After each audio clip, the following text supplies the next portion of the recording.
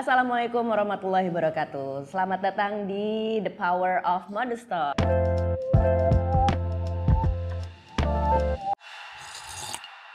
Di rangkaian kita kenalan langsung sama para pemilik brand Modest Fashion. Saya Hana Farid dan senang sekali tentunya saya nggak sendirian.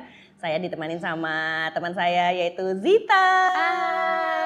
Dari brand Zita Delia. Teman-teman udah akrab ya, apalagi udah lihat nih scarfnya kita khasnya Zita Delia. Nah kita bakalan kenalan langsung sama Zita yang dibangunnya sih dari 2015. Iya, 2015. Udah lama, tapi makin kesini justru makin kedengeran setelah bergabung sama Modinity. Dan kita nanti bakal bahas ke sana, kita flashback dulu ke belakang. Kenalin dulu dong, hai dulu. Hai semuanya, aku Zita, aku founder dari Zita Delia dan aku sekarang juga jadi kreatif direkturnya Zita Delia. Oke, jadi sekarang memasuki tahun ke-8 yang ternyata udah ada 5 toko dan dimulainya di luar Pulau Jawa dulu ya? Iya, dulu tuh Pulau Sumatera sih. Di Sumatera dulu.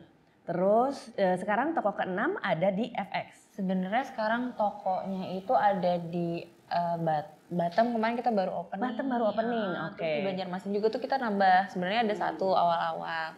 Dan sekarang tuh jadi ada 2. Waktu itu kan masih kayak di Ruko 1. Jadi di Batamnya aja 2? Di Batam 1, Banjarmasin. Banjarmasin. Pertama 1 yang di Ruko. Yang kedua itu kita nambah lagi di mall. Jadi Banjarmasin ada 2. Ada 2. Terus mana lagi nih? Banjarmasin 2, Batam. Batam, terus Jambi, terus Padang. Oke. Nah, sebelumnya tuh ada Palembang sama Tasik. Tapi waktu itu pas pandemi akhirnya stop. Tutup dulu ya? Tutup dulu. Terus nih next yang terdekat, ini bocoran di Modest Stock di Jakarta. Oke, yeay. Jadi Zita Delia itu sendirian, aku sempat nanya, sendirian, berdua sama suami atau ada partner lain, co-founder? Gak ada, sendiri sebenarnya. Dari awalnya itu benar-benar sendiri. Itu tuh kayak berawal dari sebuah kamar. Dari kamarku, terus waktu itu sebenarnya aku tuh belum berhijab. 2015 tuh aku. Jadi pas memulai Zita Delia tuh belum berhijab? Baru berhijab banget? Dulu tuh sebenarnya usaha aku tuh bukan Zita Delia. Dulu tuh aku kayak suka jualannya PO-PO Bangkok Mbak Hana, PO-PO Bangkok. Terus kayak akhirnya entah kenapa di tengah jalan tuh kayak ya itu akhirnya aku berhijab kan. Nah di situ kan yang kalau yang jualan Bangkok itu kan kayak baju-baju pendek ya. Nggak mungkin dong ya aku tuh kayak berjilbab tiba-tiba gue jual bajunya pendek-pendek gitu kan. Akhirnya aku berhenti nih jual padahal lumayan banget. Udah lumayan lah menurutku omsetnya buat anak kuliahan tuh luar biasa. Terus akhirnya ya udah berhentilah di tengah jalan. Tapi aku mikir aku jualan apa ya? Gue nggak punya pekerjaan. Soalnya waktu itu niatnya memang buat bantu mama, buat di rumah juga. Dan saat itu udah selesai kuliah? Sambil kuliah dan udah. 2014 akhir aku beres kuliah. Akhirnya tapi kan sambil nyari kerjaan ya udahlah kita sambil kerja terus sambil bisnis terus tapi tengah jalan tadi aku berhijab terus harus ngelepas si bisnis inti ini kan kayak aduh gimana sayang banget. Akhirnya modalnya dipakai buat bikin Zita Delia. Masih dipakai dulu buat kehidupan sehari-hari. Kebetulan 2 bulan nih. 2 bulan masih nganggur. Kenyataannya masih dipakai buat bertahan hidup ya. Bertahan hidup nih. Ingat banget tuh. Aku kalau nggak salah duitnya sekitar ya 3 jutaan lah kurang lebih lah ya plus minus.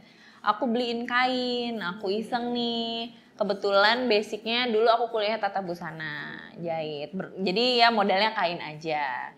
Jahit terus tuh inget banget kayak jahit tepi ya. Jahit tepi pastinya. Zaman dulu kerudung pasti jahit tepi bagian ujung. Banget. Terus juga kayak tipe-tipenya ya mungkin gak serapi itulah ya gitu. Tapi yang penting jahitnya lurus aja. Alhamdulillah fotonya modalkan backdrop kayak gini nih, inget banget nih depan rumah nih pintu nih bermodalkan cahaya di ruang tamu mama. Foto-foto kayak dulu zaman BBM deh kayak masih. BlackBerry ya? Iya BBM. Terus kayak ada pet, dulu juga pet. Iya. Kayak dulu kalau misalnya temenan sama Zita bosen sih lihat kayak gue update. Jualan mulu sampai Instagram juga kayak udah ada tuh jualan. Jual. Ternyata teman-teman mau. Dari situ lah kayak oh, apakah aku jualan aja nih? Padahal sebenarnya iseng-iseng di awal, so kayak mau menyambung hidup kan. Akhirnya aku jualan, coba kayak beli kain-kain jadi gitu di toko kain. Terus dipotongin 110 kali 110. Iya, 110 kali 110. Terus belinya juga nggak banyak, cuman kayak 2 pieces karena nggak berani ya kan. Ada buat kehidupan separoh, buat jualan separoh. Ya udah jual. Alhamdulillah laku, modalnya aku putar lagi Sampai sekarang. Bisa dibilang sebenarnya pengalaman jualan Bangkok itu adalah modal utama bisa jualan Zita Delia ya? Iya, soalnya lumayan udah belajar juga kan. Dulu tuh awal jualan Bangkok tuh 2011. Soalnya aku kuliah. Jadi 4 tahun lumayan ya? Iya, aku biaya kuliah juga kan, kalau biaya kuliah dibayarin sama kakak aku, tapi buat kehidupan sehari-hari aku harus nyari nih, karena mama papa kan udah gak kerja. Terus akhirnya banyak lah bekal ilmu dari situ juga aku jualan, terus kayak suka nyatet-nyatet kan biar rapi ya, maksudnya aku gak terima duit doang. Aku tuh selalu nge-organisir tuh di buku, ada buku, apa sih kayak buku kotak, tahu gak sih kayak buku akuntansi. Itu sebenarnya modal utama loh, pencatatan yang baik gitu. Pencatatan sih, karena aku kayak biar tahu pendapatan per hari berapa, per minggu berapa gitu, terus keuntungan berapa. Ini financial planner kalau denger ini pasti kayak, wow itu adalah modal utama dalam membangun bisnis. Tapi tetap aja sih, tidak serapi itu. Tidak serapi itu. Terus dari situ akhirnya membesarkan Zita Delia dengan material-material beli sendiri, dan baru katanya tahun keempat baru bikin baju. Baju itu di 2019. 2019, berarti ya ditaruh ke 4 tahun kelima lah ya gitu. Jadi 4 tahun tuh jualan ya sebenarnya itu lagi. Tapi kalau misalnya yang kayak beli kain yang udah jadi gitu Mbak Ana, itu tuh di 2000 sampai 2015 ya ingatku. Tapi di 2016 itu bulan Mei kalau nggak salah aku tuh kayak memberanikan diri buat kayak bikin hijab printing. Walaupun memang modelnya lumayan besar ya kalau bikin hijab printing ya, nggak semurah kayak ya udah beli kain jadi gitu kan, terus nggak ada resiko reject dan lain-lain gitu. Itu tuh aku kayak ngumpulin modal banget. Aku pengen deh punya kayak jilbab dengan desain sendiri gitu, karena kan kalau kayak gitu kan pasaran ya kalau potongan kain-kain ya. Aku belajar juga tuh waktu itu aku jual. Tapi kayaknya sebel deh kalau misalnya kayak di toko sebelah ternyata pakai jualnya lebih murah banget, terus kayak kok bisa gitu, padahal kan modalnya sama gitu. Itu beli kain tuh apa? Produk Cipadu, Tanah Abang, Bandung. Oh Bandung, berarti Cigondewa. Ada, terus kayak Pasar Baru. Dulu tuh pernah punya langganan tapi kayaknya udah tutup deh tokonya. Tuh tiap hari kayaknya itu kayaknya saksi sih ya, semua toko-toko itu para brand modus besar sekarang pasti pernah ngalamin belanja di Cigondewa, Cipadu kalau Jakarta tahu. Bener kan? Iya, sampai sekarang kayak masih ada cecetan juga sih nanyain kain gitu kan, nawarin kain. Oh iya boleh, kirimin aja sampelnya ke kantor gitu. Jadi sebenarnya 4 tahun scarf terus tapi mulai printing ya. Terus kalau misalnya sekarang setelah 8 tahun kalau dibilang jualan ini nih yang pasti laku, itu tuh ketahuannya di tahun keberapa sih? Kalau itu tuh sambil hero produknya tuh yang kalau jualan ini udah pasti laku. Kalau hero produk sebenarnya dari awal memang scarf ya. Tapi kalau akhir-akhir ini nih lagi lihat data, memang kayak customer kita tuh kayak lebih suka ke bag juga. Bag juga menjadi salah satu nomor 2-nya lah dari si Zita Delia ini. Tapi sebenarnya memang pertama tetap scarf, cuman kedua malah tas ya. Tas. Aneh juga ya. Ini setelah tahun keberapa? Tas itu 2000 berapa ya dulu? Coba aku lupa lagi. Ini tadi udah 5 tahun kerja sama aku 2019. Oh jadi udah 4 tahun terus ternyata kesini-sini kalau jualan tas ternyata lebih mudah diserap lah ya sama customer. Dulu sih enggak yang terlalu banget 2019 itu. Karena kan aku masih mencelak-mencelak nih timeline productionnya kayak bulan ini bikin tas. 3 bulan kemudian aja dia bikin tas lagi, kayak nggak teratur. Terus kayak yang waktu tahun 2020 atau 2021 mulai nih kita bikin tas per 2 bulan kalau nggak salah tas. Terus ternyata responnya bagus. Pas pandemi kalau nggak salah kita ngeluarin tas deh. Itu tas model apa tuh waktu itu? Kecil, velvet kalau nggak salah itu waktu itu. Bikinnya 5 warna. Ya, dan ternyata itu makin kesini, oh boleh nih dicoba lagi. Sebenarnya ini alternatif ya, karena banyak brand kalau misalnya habis dari scarf mungkin dia pendekatannya langsung baju, mau celana atau outer gitu. Tapi ini tuh langsung ke tas gitu ya. Aksesoris sempat bikin juga? Aksesoris bikin, bros kan ya? Terus dari 2019, 2020 itu bikin kayak buat pelengkap sih. Sebenarnya pengennya si ZD ini tuh kayak jadi one stop shopping gitu loh Mbak Hana. Jadi ketika kayak kalian ke ZD itu ada kayak semua dari atas. Pasti kan ada yang nanya nih, dulu soalnya biar sekalian lah ya kalau belanja. Soalnya kan dulu aku tukang jaga bazar, dulu tuh kayak cuma ada scarf doang nih. Pas kalian nanya, ada bajunya nggak Mbak? ada aksesorisnya nggak ada, mohon maaf, kita cuma ada scarf. Nah dari situ kayak, oh berarti mereka butuh nih. Ya, alhamdulillah kesampaian dong ya. Ya udah ada semua kebetulan dari ujung kaki sampai ujung kepala. Terus sekarang scarf pattern tuh kan banyak banget ya. Dan Zita Delia termasuk salah satu yang di awal-awal tadi itu 2016-an ya. Masih ada nggak sih, masih digemari nggak sih pasar scarf pattern ini? Sejauh ini sih masih, tapi kan memang kita tuh punya identity sendiri sih Mbak Ana. Kalau misalnya kayak bahan pun kita tuh punya pembeda dari yang lain. Kelihatan kan, kita tuh ada teksturnya. Ada teksturnya. Itu tuh nggak dipunya sama teman-teman yang lain gitu. Terus juga waktu itu kita ada nawarin kayak teknologi, dia ada antibakterial, terus dia kayak kalau misalnya dibuka, dia tuh wangi. Yes, benar wangi gitu. Jadi sebenarnya pembedanya Zita Delia itu ada di tadi inovasi di kainnya ya gitu. Iya. Berarti itu apa? Udah kerjasama sama pabriknya sendiri, terus udah gitu Kalau sekarang kita bikin kain sendiri. Oh, dan itu yang punya udah hak miliknya Zita Delia.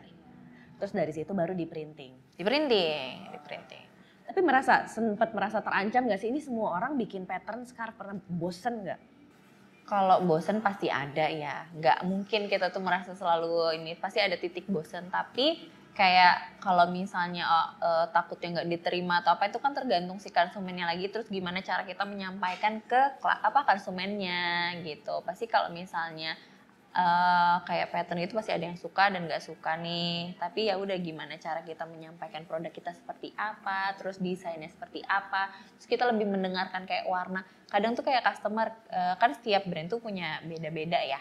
Kalau di ZD tuh warnanya lebih sukanya warna-warna soft, jadi kita tuh lebih kayak ngedengerin, oh berarti kita nggak boleh nih, pernah nih nyobain warnanya yang bener-bener bold semua, ternyata nggak bagus. Ya udah itu jadikan pelajaran. Jadi nextnya ya ZD ngeluarin warna-warnanya kayak bahannya pakai. Kayak kalau ini buat opsional, ini sebenarnya upcoming produk. Oh, yang akan datang agak bold dikit, tapi masih soft lah ya. Masih enak lah ya gitu. Jadi sebenarnya masih percaya diri ya dengan pattern scarf. Karena aku kadang-kadang gimana nih ngebedain scarf yang satu sama yang lainnya, patternnya kan mirip-mirip gitu. Yeah. Tapi kalau dari Zita Delia, misalnya ini tuh Zita Delia banget, apa aja tuh faktor-faktornya? Kalau dari ZD sendiri tuh aku tuh ada pembedanya nih. Kalau misalnya kayak pattern kita tuh, kalaupun misalnya ada selalu ada kayak goretan pensilnya gitu Mbak Ana.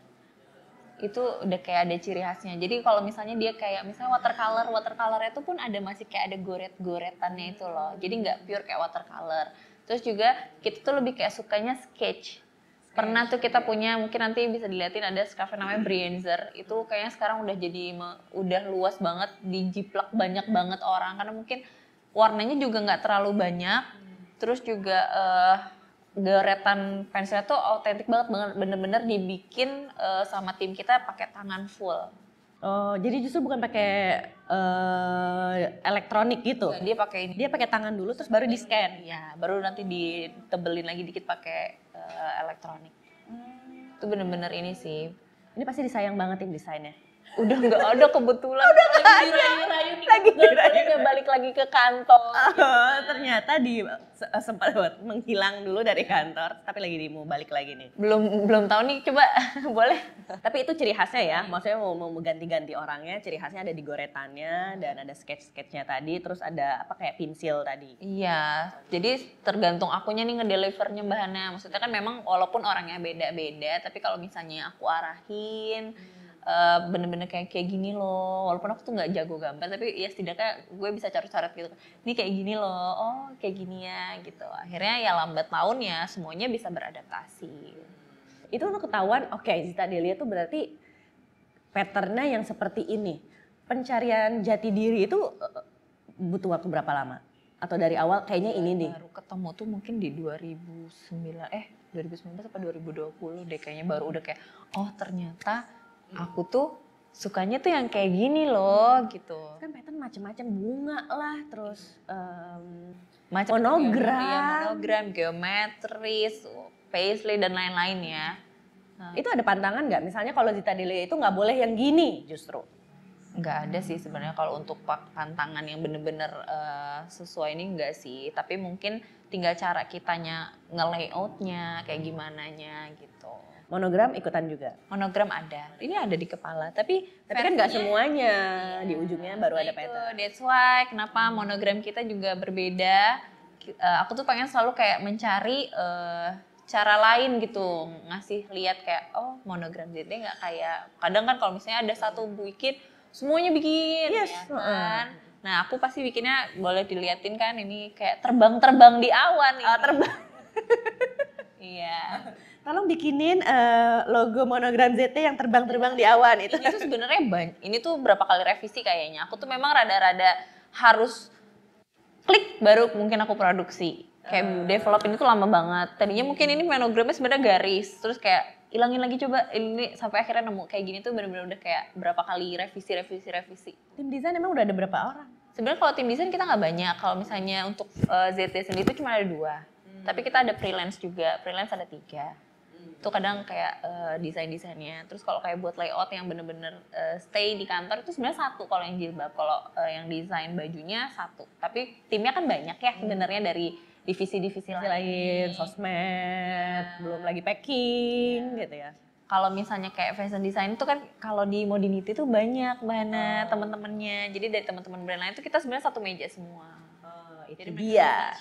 Modinity yang mau ditanyain. Bentar dulu. Aku mau nanya satu hal yang lain dulu. Tentang ada di interviewnya Zita, kunci utama membangun Zita Delia itu harus adaptif gitu ya. Nah tapi kan adaptif juga berarti kan harus tahu tren. Nah sejauh mana nih kita berusaha adaptif tanpa harus selalu ikut-ikutan sama yang dibikin sama brand-brand yang lain gitu. Aku tuh ingat banget ya ketika pandemi ya, kita bahas pandemi kali ya, 2020 tuh. Pasti semua kayak habit semua konsumen tuh berbeda-beda ya Mbak Hana. Dari situ tuh aku kayak gimana ya caranya gue bisa cepat-cepat beradaptasi terus bisa menyelamatkan sales pastinya. Itu inget banget kan pas 3 bulan kita di rumah dong tuh kayak ketar-ketir. 2 tahun Bu, 3 bulan awal. Ya, 3 bulan. Bener-bener di rumah gitu. 3 bulan gimana anak-anak masih karyawanku harus bisa tetap gajian, terus sales juga tetap aman. Itu kita kayak banyak banget muter otak kayak kita ngeluarin di Excel biar cash flow aman ya. Maksudnya udah aman nih cash flow. Terus kayak gimana caranya lagi nih aku bisa membaca pasar kan habit berubah. Apa sih yang dibutuhin sama konsumen? Apa nih? Waktu itu aku inget banget akhirnya kita kayak ngeluarin masker. Maskernya itu 1 set sama scarf. Jadi kan walaupun dia merasa tetap safety dan tetap stylish kan ya pastinya ya. Tetap wanita tuh harus tetap cantik kan walaupun. Jadi itu adaptasi yang dilakukan. Iya, terus alhamdulillah responnya tuh bagus banget. Kita pernah penjualan terbagus selama aku menjalani dari awal tuh 2021 itu yang ngeluarin scarf Brienzer itu bener-bener abis karena satu tapi sekarang masih bikin lagi nggak yang pandemi jadi udah stop ya. Stop itu kayak menurutku juga teman-teman yang lain belum ada yang ngeluarin deh waktu itu 1 scarf set gitu. Terus si ininya juga kita kasih kayak logo biar tetap cantik gitu kan, ketemu orang tuh tetap cantik gitu walaupun nggak pakai lipstick kan ya. Terus juga kita nambahin ini teknologi yang antibakterial gitu. Itu pas kayak campaign. Nah, itu berarti pas pandemi. Iya, biar si konsumen kita tuh kayak merasa aman gitu. Itu salah satu adaptasi yang dilakukan. Tapi sekarang juga kan saking banyaknya brand sering banget tuh ini duluan. Ini tuh mirip sama ini mirip sama ini. Pernah nggak ngalamin? Pernah, kemarin-kemarin juga ada tuh. Tapi gini, kalau misalnya sumber itu pasti mungkin sama nggak sih? Kita tuh punya kayak satu sumber nggak sih biasanya? Pinterest. Okay. Ya, dan algoritmanya Pinterest pasti by location dan by interest ya. Jadi kalau udah interest itu mungkin keluar lagi. Betul, bisa jadi yang namanya satu selera bisa jadi ya. Tapi kalau misalnya kayak develop produk nih, kita tuh kalau kebetulan kalau ZT tuh develop produknya udah setahun sebelum, nggak tiba-tiba kayak bulan depan gue jualan apa ya. Nah itu kan enggak kan, makanya biasanya kalau misalnya bulan ini nih kita ngeluarin, berarti itu kita sebenarnya udah ngedevelopnya tuh di setahun yang lalu. Bahkan kita sekarang udah develop 2024, jadi udah aman nih sampai 2024. Jadi kayak misalnya tiba-tiba ada yang mirip sebenarnya terus kayak berdekatan lagi kan launchingnya. Tapi ya gimana ya namanya. Tapi pernah ngalamin kayak gitu? bukan aku yang merasa sih, mungkin ada beberapa gitu kan. Tapi kayak apa yang dilakukan? Apakah perlu? Terus kenal apa enggak? Perlu nggak sih? Karena aku sering nih dengerin, ini kok miripnya sama ini nih, mirip sama ini, jadi perlunya tapi aku tidak pernah merasa bersaing atau apa ya Mbak Hana, selalu percaya rezeki itu diatur sama Allah. Terus kan respon pasar kan beda-beda ya, setiap brand tuh punya pasar masing-masing dan aku percaya setiap brand itu kelihatan lah beda lah walaupun kalau kecuali bener plek ketiplek itu mah jelas ngejiplak ya, tapi kecuali kan yang memang niru dan memalsuin gitu ya. iya, itu kecuali ya itu benar. Kalau misalnya mirip atau itu menurutku itu hal yang natural, apalagi fashion ya. Fashion itu sebenarnya nggak ada yang pure 100% original menurut aku. Semuanya pasti ada ATM, amati, tiru, dan modifikasi gitu. Jadi ketika itu berjalan ya udah tetap aja produksi dijalanin gitu. Produksi tetap dijalanin lah. Nggak pernah sampai harus stop produksi gitu. Enggak sih kayaknya aku tidak. Terus aku tipikal orang yang tidak mau mencari-cari masalah. Jadi ya udah jalanin aja selama gue merasa tidak ada salah atau apa ya go aja gitu. Tapi Zita nggak pernah kayak, kok Zita ngikutin brand aku itu enggak juga? Ya. Untungnya enggak ya. Kebetulan bukan aku yang ngikutin. Waktu itu ada malah brand yang ngikutin tapi ya gitulah.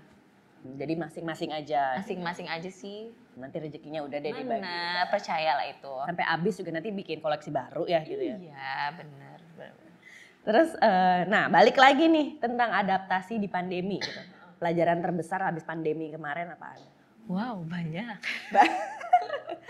Apakah dari tim ada yang harus ini nggak direlakan dari Iya tim? sih, kalau tim alhamdulillah kita nggak ada ini ya, nggak ada layoff alhamdulillah. Tapi pelajaran banget nih, pas banget sih sebelum pandemi itu aku show mana, terus kayak mendekati lebaran kan, terus kayak gue pede banget naikin stok tuh kayak berapa kali lipat ya waktu itu ya, 2 kali lipat ya, tuh Nita lebih tahu, Nita tuh udah lama banget sama aku.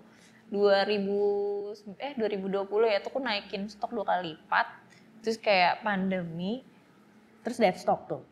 Susah lah muternya. Susah muternya tuh. Dan pasti itu tuh, bajunya printing yang harus mahal lagi. Kita tuh bikinnya yang payet. Itu first time banget, udah mah first time, harganya mahal, stoknya dikali lipat.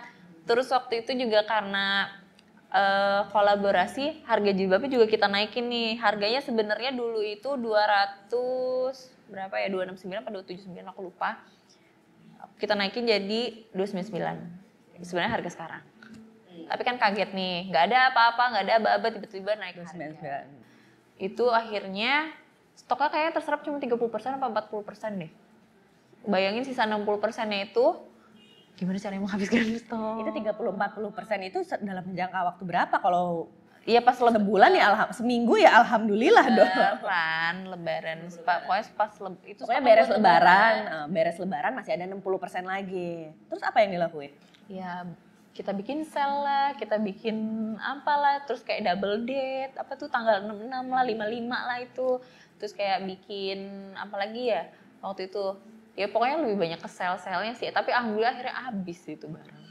Habis juga walaupun ya boncos-boncos dikit gitu. Iya pasti ada boncos-boncos. Nah itu sih, nah kan dengan adanya produksi 2 kali lipat dan lain-lain, karena waktu itu kan masih sendiri ya, semua sudah sendiri.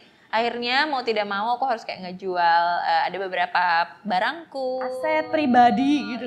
Enggak yang aset sih ya, barang-barang yang kayak tas gue harus terbang melayang nih. Cuma di sini gue ceritakan. Tas-tasku melayang tuh, beberapa tasku melayang. Untuk bayar vendor waktu itu. Karena kan jadi 2 kali lipat, terus kalau aku makein duit perusahaan juga kan kayaknya habis nggak tuh nanti duit, nanti karyawan gue gimana gitu kan. Akhirnya ya udahlah gue pinjemin lah pakai duit pribadi nih, duit pribadiku, terus kutambahin juga beberapa bag aku. Nih, udah pakailah buat bayar, dah bismillah ada yang ganti gitu kan. 2020 inget banget tuh, sedih banget gitu kan. Akhirnya ternyata yang di antara semua cerita yang paling sedih adalah merelakan tas gitu. Iya suka, aku kayak suka ya, belum jualan tas kan itu, pakai tas gitu.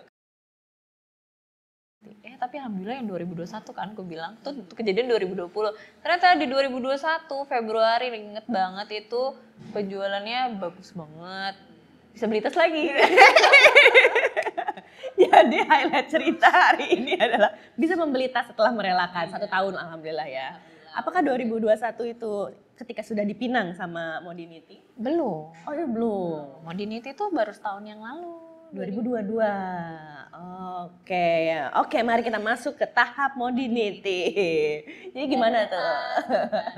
Bye-bye, udah ada tas udah masuk nih ya. Udah nggak boleh lagi sih pakai tas, kita pakai tas better pakai produk sendiri. Produk sendiri. Nah itu 2021 udah ada kisah manis lah berbuah dari kisah pahit di pandemi. 2020 bener pahit banget sih itu. Terus udah gitu dapat pinangan dari Modinity. Itu prosesnya berapa lama, gimana ceritanya? Sebenarnya bukan pinangan sih, itu kayak lebih ngobrol berjalan kayak ini aja. Tadinya aku Linda udah lama. Oh, kenal Kalinda udah lama. Dia waktu itu kenal di Bazar 2019 kayaknya deh. Sama-sama Linda kita. jaga.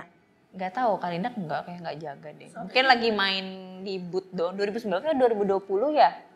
Pokoknya ada Mbak Lira juga itu ketemu di situ. Lira Jenaen kayak. Ya, sama-sama nih booth Zita di sini, booth Kalira di sini, boothnya Kalinda beda-beda blok. Kenalan tuh di situ. Akhirnya ya berhubungan dengan baik. Dulu pernah juga main ke warehouse-nya kan, mau ngeprint, pernah juga ngeprint di Kalinda kan. Nah, terus ya udah, ya tetap kayak keep in touch, ya nggak seintens itu ya. Maksudnya mungkin ada juga ngobrol-ngobrol gitu. Terus akhirnya di 2022 aku main ke sana sambil kayak mau nanya produksi, terus ngobrol-ngobrol. Akhirnya ternyata ternyata Kalinda punya Modinity ya gitu. Oh, ngobrol-ngobrol ya akhirnya ya udah. Gimana kalau gabung aja, ya ayo aja gitu kan. Soalnya juga kalau sendiri tuh mumet sumpah deh bahan ya, bener-bener kayak gue. Iya, soalnya kan ya aku seorang ibu juga ya, seorang ibu, seorang istri, itu kan yang bagi waktu. Terus aku kayak waktu itu tuh waktuku kayak bener-bener nggak ada, banyaknya lebih keluar. Terus kalaupun di rumah gue rungsing sendiri kerja lah inilah itu, anak-anak kayak lebih kayak nggak seintens itulah aku gitu sih. Karena di tengah-tengah kepenatan itu, terus ngobrol sama Linda. Ngobrol juga kan, Kalinda kan ini ya, maksudnya ngasih kayak semangat juga gitu kan. Gini, ngasih tahu, kita punya Modinity. Oh iya. Itu apa sih, diakuisisi atau partnership atau gimana bentuk? Lebih kayak bedanya kalau akuisisi apa sih tuh? Akuisisi ya dibeli langsung, jadi sahamnya langsung dibeli ada semua. Jadi semua kepemilikan milik Modinity. Ada sebagian aku. Oh, jadi disisakan untuk majority biasanya membuat yang membeli. Iya, betul. Sisanya tapi aku tetap in charge di Modinity, pegang desain. Pegang desain ya, kreatif designer tadi ya. Oh. Karena biar tetap ada si DNA-nya kan, biar tetap si ZD ya sesuai dengan DNA-nya Zita lah gitu. Terus biasanya itu yang bagian desain aja, jadi produksi semua di-handle sama Modinity? Kebetulan semua sekarang udah sama Modinity, jadi aku cuman ngerjain desain. Cuman desain, oh jadi semua produk di sana, gudang, gabung, produksi end to end, sampai pengiriman semua dari kantor Modinity? Kita ada warehouse-nya juga, jadi semuanya di warehouse Modinity itu semua brand yang ada bergabung di Modinity itu ada satu tempat di Pulau Gadung. Dan sebelumnya ada di Bandung kan? Kalau yang Zita dulu udah pindah ke Jakarta kebetulan. Oh, tahun itu tuh udah pindah? Aku tuh udah pindah di Jakarta 2018, ikut suami. Jadi semua gudang udah pindah ke Jakarta, tapi pindah lagi ke Modinity pas sama Jakarta. 2019 aku tuh pindah Jakarta ya kantornya kalau nggak salah. Karyawan di mana? Karyawan ada sebagian yang diambil, ada sebagian yang tidak diambil. Karena memang kebetulan waktu itu kontraknya udah habis juga nih, ada beberapa kontrak udah habis, ada juga memang yang tidak memenuhi kualifikasi gitu sih. Ini proses sampai akhirnya dari pinangan sampai akhirnya gabung nih sama Modinity. Cepet. Berapa lama? Berapa lama ya? Kayak cepet deh. Cepet banget, sebulan kayak. Sebulan. Wah, cepet banget. Sebulan. Karena kita aku juga tipikal bukan yang anak ribet gitu ya. Maksudnya ayo kita sama-sama gitu kan. Ternyata dari Kalinda juga memudahkan, dari Modinity juga memudahkan, dari Zita Delia juga pas banget tuh. Kita kan waktu nyewa, pokoknya sebenarnya tuh semuanya tuh bener-bener kayak diatur gitu loh, kayak warehouse ZT sebelumnya juga. Ternyata bulan depannya tuh udah habis sewanya. Kayak bener-bener, oh mungkin ini udah diatur sama Allah kali ya. Semuanya udah kayak dipertemukan di waktu yang tepat. Setelah gabung sama Modinity, buat ngebedain ini tuh Button Scarf, ini Nada Puspita, ini Zita Delia gitu. Itu timnya yang ngerjain sama semua gitu. Kita kalau tim develop produknya beda-beda. Yang tadi kata Zita bilang, tim fashion design itu kita beda-beda. Terus kalau misalnya tim kayak develop produknya ada yang sama, ada yang enggak. Tergantung ya sebenarnya delivernya dari ya kita lagi kan. Nanti kan tinggal di develop sama timnya misalnya aku pengen deh bikin tas kayak gini, gini. Nah, nanti mungkin tinggal dibikin sama tim developer yang 3D-nya gitu. Nanti kan tinggal bikin sampel, cek sampel. Nanti approval by Zita lagi. Iya, masing-masing. Tapi itu patternnya ada nggak sih yang suka, ini aku nggak bisa bedain patternnya Nada, patternnya Linda, patternnya Zita gitu? Sebenarnya kalau pattern tuh ya tergantung kita, misalnya kita punya mentahan nih, ya tinggal masing-masing layout nggak sih, kan setiap orang punya selera masing-masing nggak sih? Pasti. Kalau box juga berbeda ya? Beda. Kalau Zita hijau. Selalu. Dan bentuknya lebih kecil. Iya, kecil. Button scarf gede. Gede. Kalau Nada kecil juga kayak segini deh. Tapi sizing beda. Semua rata-rata beda, kita bikin pembeda semua sih. Jadi kalau misalnya sama semua kan nanti nggak ada bedanya. Oke, jadi dari dalam Modinity juga benar-benar ngejagain biar beda-beda sih. Iya, biar setiap brand punya DNA masing-masing gitu. Material kain juga nggak pernah sama tuh? Enggak, beda. Ya pasti apalagi kalau baju mungkin ada yang beberapa sama ya, karena kan kita punya swatch sendiri ya, maksudnya kayak sampel sendiri tinggal milih-milih gitu kan, bahannya yang mana yang mau dipakai. Tapi mungkin di salah satu desain yang sama bahannya itu sebenarnya nggak apa-apa kan ya sama gitu. Nah itu lagi ngomongin yang indah-indahnya nih yang dibantu. Tapi di balik yang indah-indah pasti ada yang pahit-pahit gitu ya. Atau nggak pahit deh, tapi tantangan atau nggak adaptasi yang harus dilakukan. Setelah gabung sama Modinity apa tuh tantangan terbesarnya? Tantangan apa ya? Adaptasi aja sih. Dulu kan kalau ZD tuh slow motion banget nih pergerakannya, kayak develop produk tuh yang aku bilang. Sebenarnya aku dulu developer paling kayak 3 bulan sebelum, kayak 2 bulan sebelum gitu kan. Kalau sekarang tuh kita bener-bener semuanya serba harus cepat, karena slogan kita ada racer, cepat. Atas didikan Ibu Linda, semua harus berlari gitu ya. Harus tahu pokoknya setiap develop produk tuh harus tahun sebelum. Kita udah nyiapin kayak produk 2024. Oke. Itu aja sih kalau tantangannya, kalau misalnya kayak jadi pace dipercepat, itu termasuk buat tim. Biasanya kalau udah digabung gitu juga ada tim yang kayak aku nggak bisa nih larinya kecepetan. Iya. Biasanya ada. Itu butuh waktu 3 bulan sih adaptasi, 3 bulan 4 bulan lah yang harus benar-benar mencepatkan ritme. Soalnya kan waktu itu aku gabung 2022 ya, sedangkan aku belum ada nih 2022 sampai akhir. Sedangkan teman-teman yang lain udah ada, jadi benar-benar harus ngejar sih itu. Ada nggak momen kayak ternyata cepet banget gitu? Enggak sih, belajar. Belajar. Tidak tahu kalau mencoba. Kalau sekarang kan nggak ada mikirin produksi lagi, nggak ada mikirin produksi. Dulu kan kayak nggak usah urusin konveksi. Ya kalau dulu aku udah harus produksi, harus bikin desain, produksi, finance semuanya jadi satu. Lumayan pusing. Jadi kalau timbangan tetap lebih berat yang enak-enaknya lah ya. Iya, alhamdulillah sih lebih banyak nyamannya dan lebih punya banyak waktu sih sebenarnya. Itu sih yang aku pengen sama anak-anak dan keluarga. Karena sekarang trennya juga kayaknya bakalan banyak nih brand-brand besar yang mengakuisisi brand-brand kecil gitu. Kalau dari brand bukan kecil sih, mungkin brand junior gitu. Kalau dari Zita sendiri nih yang udah tergabung dari Modinity gitu. Apa saja sih pertimbangan yang harus disiapkan sama brand ketika dia mau dibeli atau ya mau tergabung lah sama brand? Kalau yang disiapin apa ya? Selain keuangan ya yang itu. Disiapin sebenarnya nggak harus ini sih. Maksudnya mungkin gini sih, persiapan aja ya. Maksudnya dengan kita bergabung dengan brand house kayak Modinity juga itu tuh kita berarti dengan secara tidak langsung kita harus siap untuk berkembang lebih baik.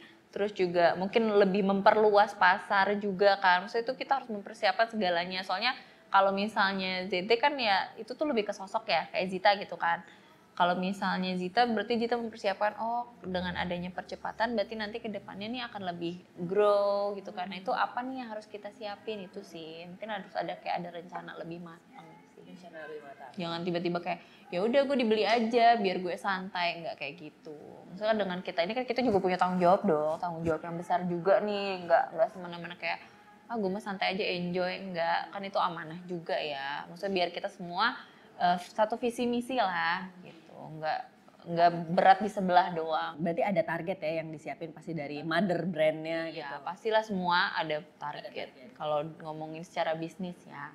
Target by numbers berarti kan revenue nih ya.